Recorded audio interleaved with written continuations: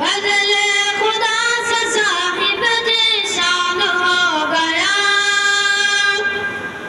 बदले खुदा से साहिब जीशान हो गया, जो खुशनसीब हाफिज कुरान हो गया, जो खुशनसीब हाफिज कुरान हो गया,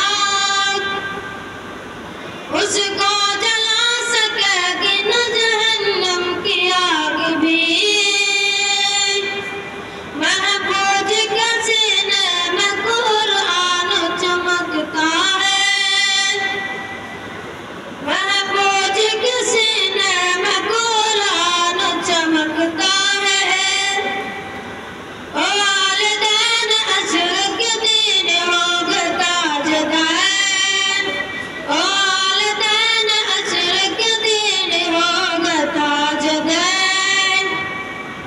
जिनका दुलार हाफिज कुरान हो गया, बदले खुदा से साहिब जीशान हो गया, जो खुश नसीब हाफिज कुरान हो गया।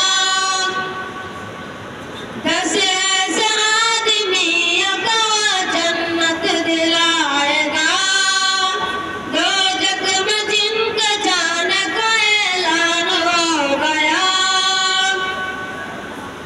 मानींद आफताब वो चमकेगा हश्र में, मानींद का आफताब वो चमकेगा हश्र में, जिनका दुलार हाफिज कुरान हो गया।